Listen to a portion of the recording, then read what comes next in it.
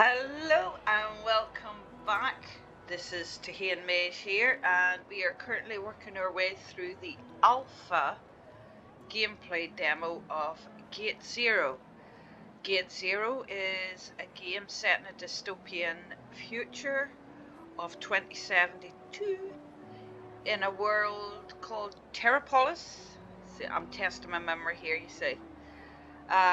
They have access, Max here, this is the guy you see in front of you, and his brother Hector have access to a time machine. How they got it, again, I don't know. Like I said in the first episode, I have no idea how they got access to that. And Max jumped in the time machine and was sent back to 33 AD to the city of Jerusalem. And we are currently standing on the Temple Mount in Jerusalem. Now, yesterday I got a bit confused, but yesterday's episode, or I think it was this morning's, I can't remember, you know what I'm like. The court, or the place we were in, was actually the court of the Gentiles. I'm not going to go down and read it all, but I'm just going to let you have a little peek. So this all here, as far as you can see, is the court of the Gentiles. Now, if you've read your Bible, or you know, you've maybe studied Jesus or whatever, you'll know that this was the location where he came in, he upturned the tables, and he chucked them all out of the temple, because he was a bit annoyed that they were using his temple as a place to make a profit and turn a bob or two. You gotta make a penny or two, because that's not what Jesus was about. That's not what God is about, okay? So that really miffed him off, and he chucked about, and I understand. Now, I went on to a site yesterday that does ancient maps, and my understanding is they would have been thrown out. I wish I could use my mouse button, but I can't. If you look where Max's head is, there's a passageway over there, or a gateway, and I think they were chucked out of that gate. Again, don't quote me on it, but that's what I'm understanding from my memory. And remember those lovely pillars we were walking by yesterday, or this morning, whenever you've actually watched it? That is known as the Porch of Solomon. So a huge thank you to all those people that have done diagrams on this thing, because I hadn't a clue, as you know, what some of this stuff was. But yes, that was the court of the Gentiles that we went through. And those beautiful pillars and that porch, though it looks very Romanesque, doesn't it? Still, they were known as the Porch of Solomon. And where we left off at, we were just about to go in to this place here. I say this place, I want to call it the inner court, but I'm not certain. And I believe if we read this, it will tell us. The beautiful gate. Oh, that's the gate here. The main entrance to the temple. That's the temple itself. Remember, we are in the outer court, which was known as the court of the Gentiles. The main entrance to the temple was through the beautiful gate on the east side of the Temple Mount. It was considered beautiful because it was surrounded with richly ornamented Corinthian brass. It was an open arch gateway without gates. The front of the porch was covered with gold, and it was most brilliant when the rays of the morning sun fell upon it.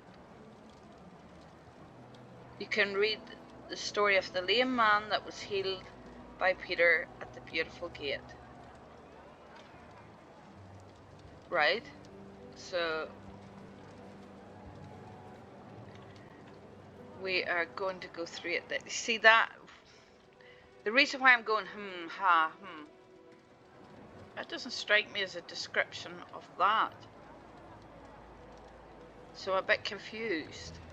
Maybe they're describing that. I'm not sure. So read this next one. This is the court of the women. Inside the beautiful gate was the court of the women, also known as the outer court. Oh, so that's the outer court we're going into now. The other one was the outer court. I'm not trying to be funny. I'm just saying this is the outer court we're going into now, and it was known as the court of the women. Pardon me. At the four corners of this court were four chambers where special activities took place.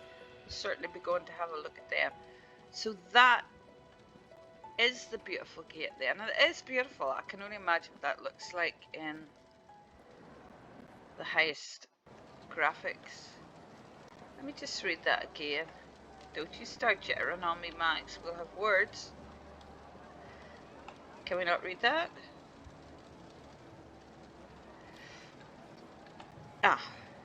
Just that little shelf closer brings it up. I feel like I shouldn't have to get that close to it to bring it up. It was considered beautiful because it was surrounded with richly ornamented Corinthian brass. It was an open gateway without gates.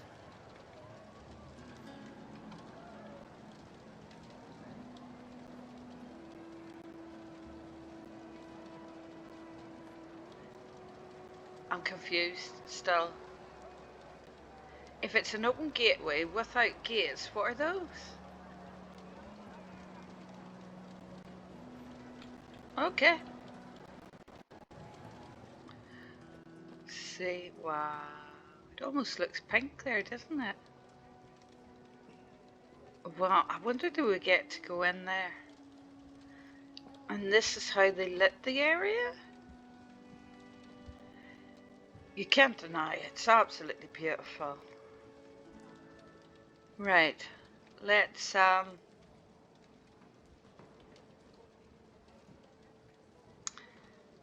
go and have a look at these four corners. So we start over here.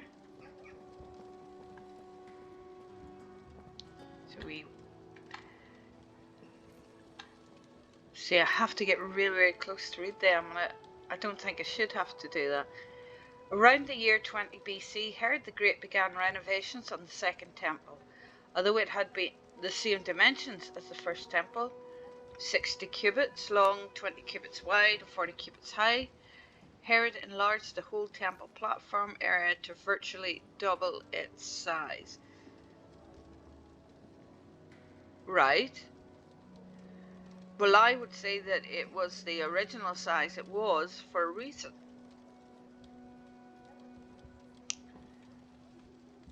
Right, cubits. This is how I understand them. And I think that they maybe should put a little bracket of what a cubit represents approximately now. A cubit is the length of a man's arm from his fingertips to his elbow. That's 1 cubit. Fingertips to elbow is 1 cubit.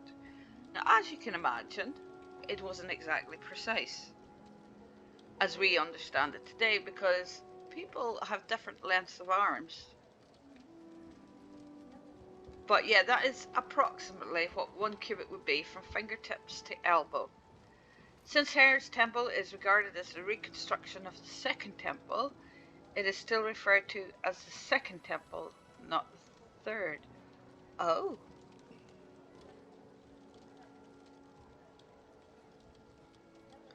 Right, so the First Temple was the one that Solomon built, right? Am I thinking right? I don't know. I'm not trying to come across as an authority figure here. I'm thinking out loud. And unfortunately for you, I think out loud with you.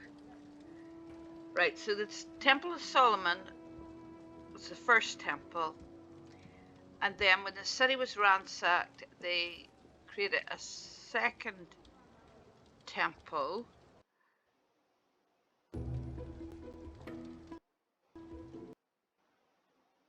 Looks like we're getting some connection issues here. Oh, okay. But when Herod built this temple, it wasn't considered the third temple. It was considered a reconstruction of the original temple, even though it was not considered. It says here, it was the same dimension, but Herod enlarged the whole temple platform. So he made up his own design. So it's not exactly the same.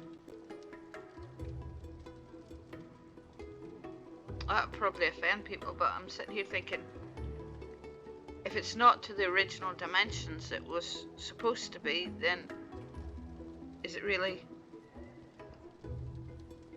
the temple it should have been?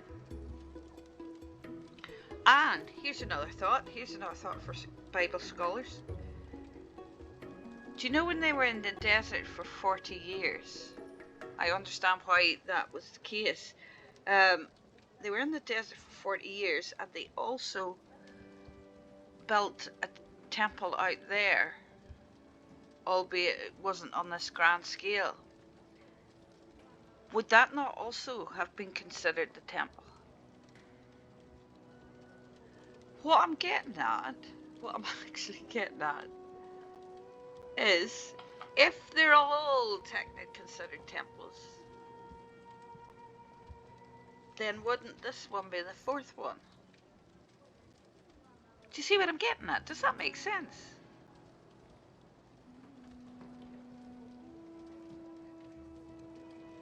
Because it doesn't really matter what you or I consider to be the temple. I mean, if we're going by the Bible, it doesn't really matter what you or I consider to be the temple. So I'm just questioning, if you count the one in the desert, and you count the first one that Solomon built, then you count the one in the interim, and then you count this one that Herod had constructed to what would look like his own design, then you're on fourth temple. So I would really like someone who understands what constitutes a temple in Jewish belief, such as Solomon's temple, and what doesn't. Why should some of them not actually be considered the temple of God? Interesting. Look, this game is going to bring up debate, and I'm probably the safest channel to have it on. They'll be kind to one another or you're gone, and that's as simple as that.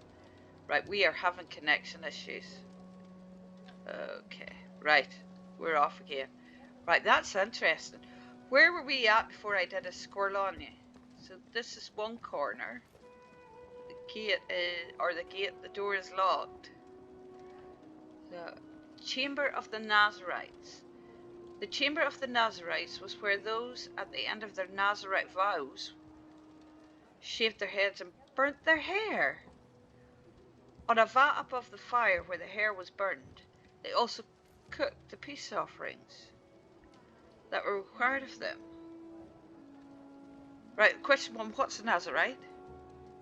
It's obviously a human being, I get that.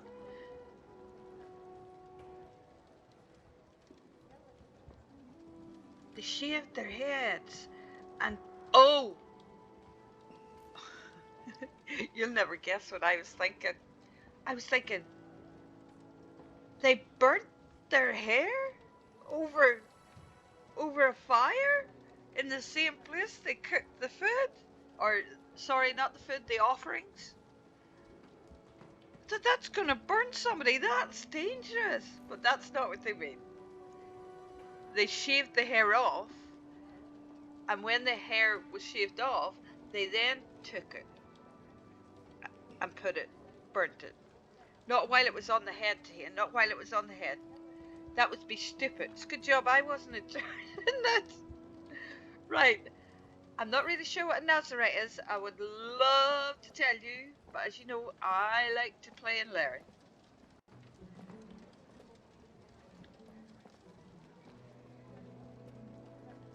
Right, sorry about these glitches. I'm hoping it irons itself out. It seems to have occurred when I've come in here.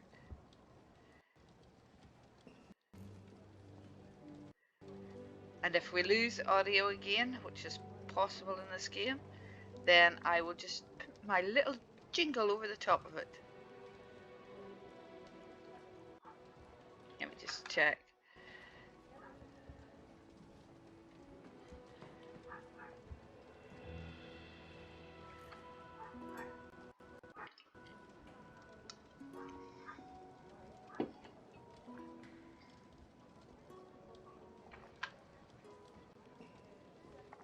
It's not bringing up the options menu for me.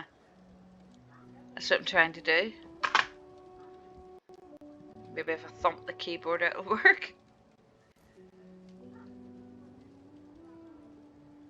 Everything seems to be moving okay, but it's just not bringing up the...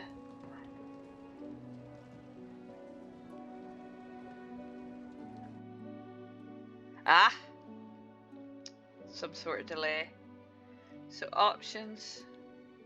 I'm going to turn down the resolution and see if that helps. That's why I'm popping in here.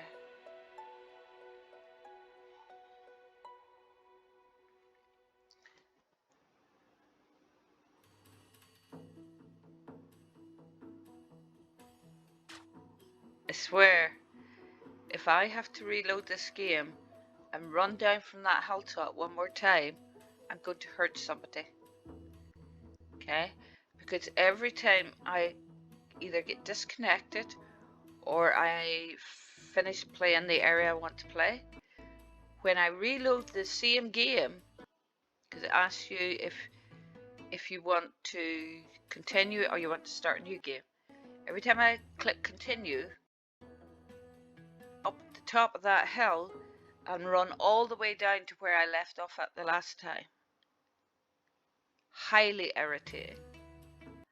Highly irritating. So let's get that down a bit to see if we can...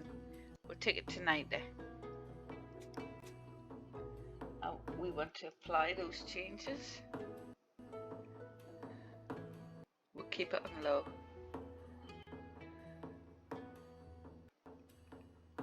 You can hear that?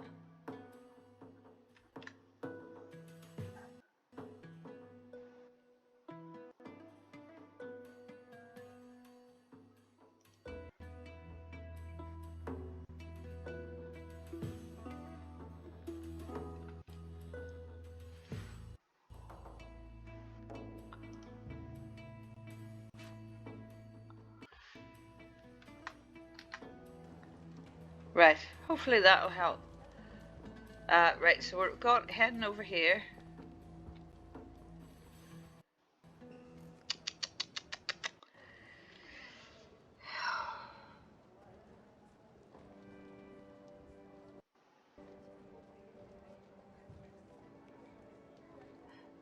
You're probably saying, just restart it, reload it. But you've literally got to run for the mountains down into this city and to the Temple Mount every single time. Literally. And that's got to be addressed. Where I leave off at is where I should reappear at. Right. This is the Chamber of Wood. The Chamber of Wood was where wood for the altar and the hearth was sorted and selected to make sure that only pure wood that was free from wormwood was used there. That's interesting. I didn't know that.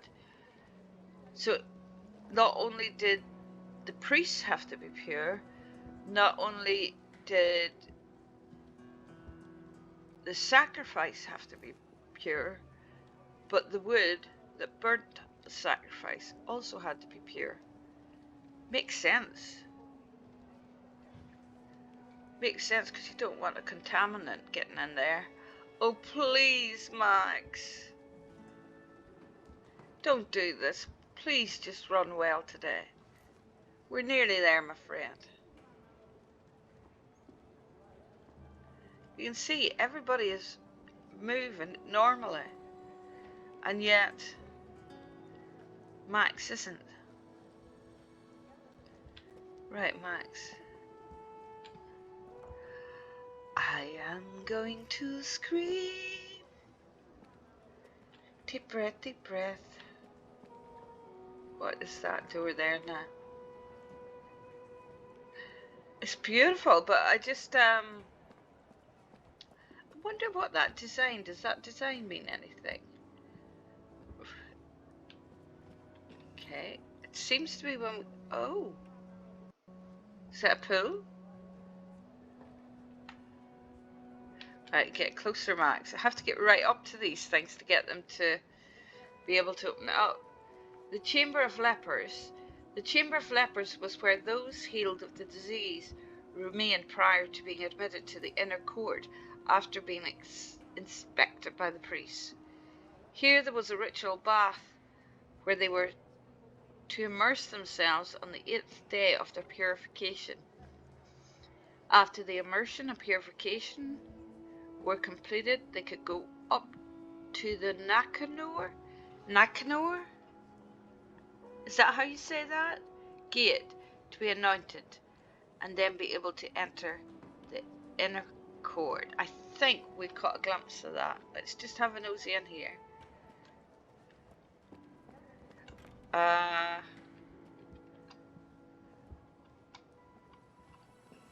Right. Is that supposed to be water? Because there's no splash. Right, how long? You see, because I can't scroll. Right, his feet are in it. Maybe it's different in Ultra or Epic. But it is nice. It's a nice room. And our last port of call is over. Max, I swear to God.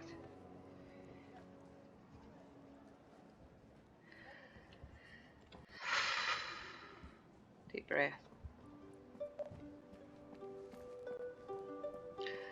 Whilst I do have problems with some games, it's not to the extent that this is happening. Some of it is down to my computer. Some of it is down to connection issues. The only thing I can say that it is not my internet. And I know that because I have a specific internet.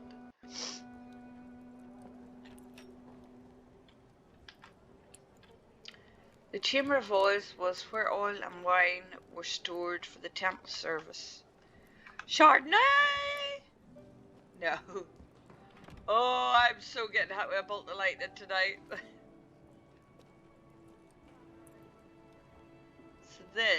So what was the oil used for?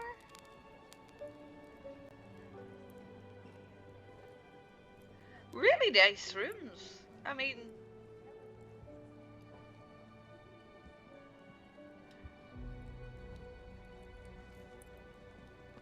and wine, by wine you don't mean alcoholic wine, do you?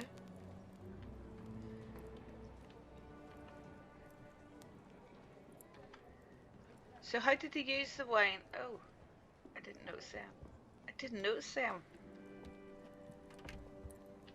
Hello, what you doing? I would like to be able to talk to these people.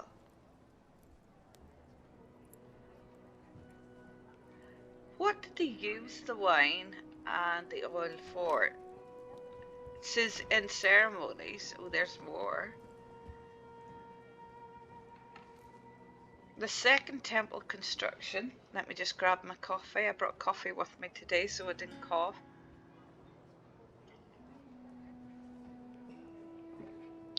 Archaeologists found coins buried under the wall's foundation minted 20 years after King Herod's death in 4 BC, showing that the structure was completed by his successors, notably Herod Antipas but also Herod Agrippa, first and second. Wow, imagine finding them coins. I like doing a bit of metal detecting. I do like doing it.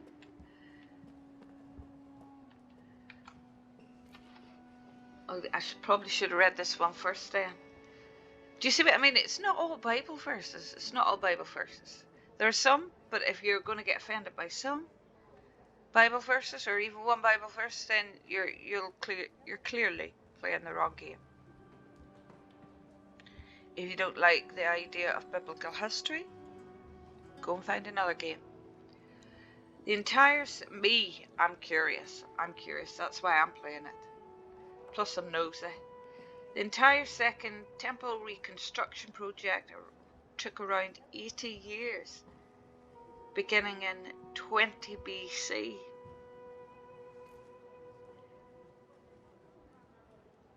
Right, so didn't Jesus get crucified when he was around 30?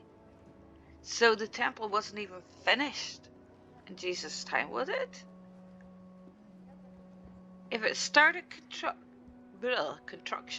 construction in 20 BC, and Jesus was born around, 1 BC? And then was crucified when he was about 30? I'm not 100% sure on this, but even if it was 10 years later, that's like 50-ish years. So are you telling me that the temple wasn't actually finished in Jesus' time? I'm not sure myself, so I don't know. It was then destroyed by the Romans in 70 AD.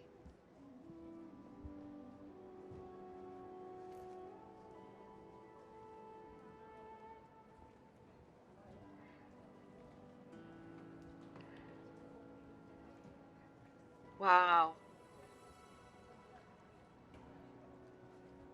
So it really wasn't completed very long at all. Some people just don't like temples. But that's no need to destroy them. In response to a Jewish rebellion against the Roman occupation of their city. Well, I'm really sorry, but I can see why they would do that. The holy place was desecrated, and the Romans took away many of the sacred objects of the temple back to Rome as spoils of war. The Jewish people, the average everyday Jewish people, not just the priests and that there, because I know a lot of people would have died during that. They must have been absolutely gutted. And when you think of the menorah that you saw back in 2072, where Hector is, I mean, the menorah must have been beautiful, all those different things. Oh, poor me, it must have been beautiful. It really must have been. But then it calls into question, because we know that the Ark of the Covenant was in here. So what happened to the Ark of the Covenant? Because I understand it, after 70 AD, there was no mention of it. So where did it go? I know there's a lot of conspiracy. Oh, we've got a new word! Desecrate, we've got a new word. Right, riddle. Let's see if that fits into any of our riddles.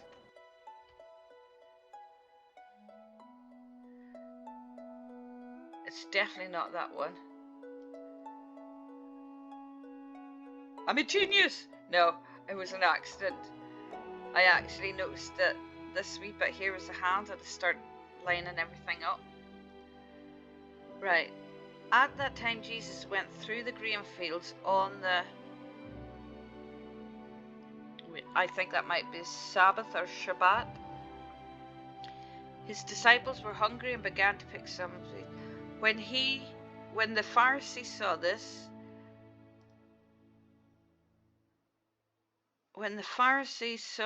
they said to him, "Look, your disciples..." I think that's disciple. Where did I get that word out of? Or doing what is unlawful on the Sabbath. That's because I call it Shabbat. On the Sabbath. Sabbath, if you don't know, is actually from sundown on a Friday to, I believe, sunrise. Sundown on a Friday to sundown on the Saturday. Is that right? Something like that. It goes over the Friday and Saturday. And Sunday is not the end of the week, it's actually the beginning of the week. So technically, Sabbath, or as they call it today, Sunday, Sunday is technically not the Sabbath. Technically.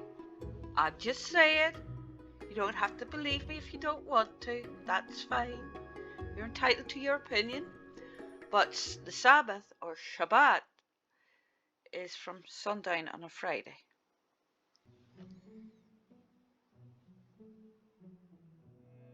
So, all you guys put your nice little hats on a Sunday to go to church. I'm just saying. But I don't want to get into an argument or biblical discussion over it. Right, so let's go to the next one. That we have to unlock that yet, don't we? I know that it's something similar to this, but it's not that. If you had known what these words mean, I desire something, not something. I desire peace? No, I didn't think so. You would not have condemned the innocent. I desire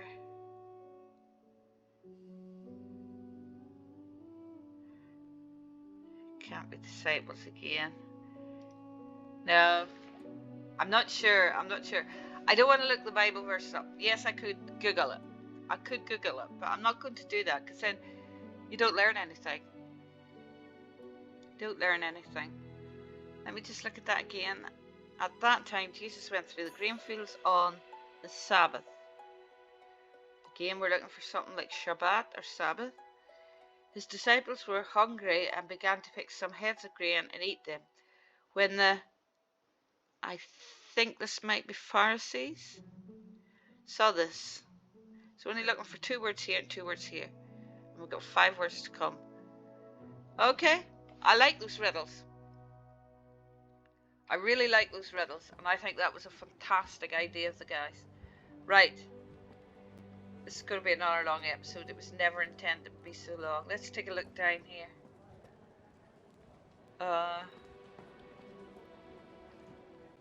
Wow. Makes me want to go to Jerusalem. It makes me want to go here.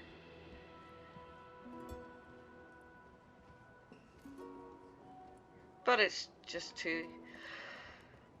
Pardon me, I'll be honest again. It's just too unstable.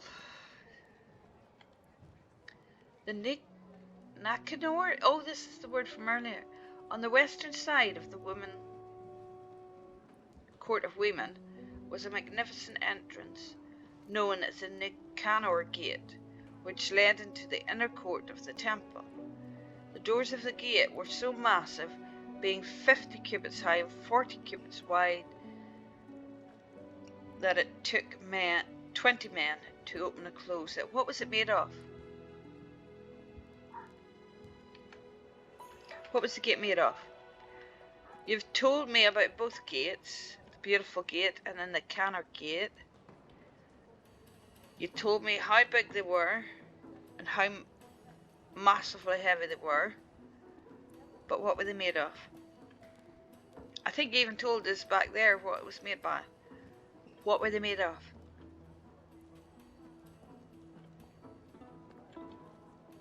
What were they lined with?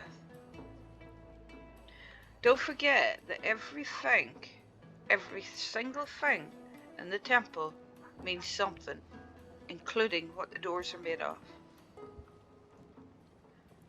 I don't claim to know what that thing is, I just know it is. The court of the Israelites, oh my word. Oh my word, here we go. We're getting closer and closer. The court of the Israelites was the first area in the inner court after entering through the Nicanor Gate. Here Israelite men watched in reverent silence as their sacrifices to God were burned on the brazen altar. Access to this area was restricted to those who were ritually poor. Right, so we are going in to a different area of the temple. And with that knowledge, we are going to end it looking out over. We're going to end this episode looking out over the court of the women. So this was as far as the women were allowed to go. Is that correct? I'm really hoping that like a Bible scholar or a Jewish scholar comes along and talks us all through some of this. But it's beautiful, isn't it? Can you imagine what it must have looked like? Wow. Beautiful. Okay, guys. Thank you for joining me for this episode. We have successfully made it through the court of the women, which can't have been an easy thing to do. I'm joking. It's a bad joke, but I'm joking. And thank you for the new subscribers. I woke up this morning with 45 subscribers. I was like, oh my goodness, what's going on? You know I don't know what I'm doing, don't you? Right? You know I don't know what I'm doing. But yes, very nice. And thank you to Bible X. Thank you for making this game. There are problems, but it has put a smile on my face. As always, look after each other, please. And I'll see you in the next episode.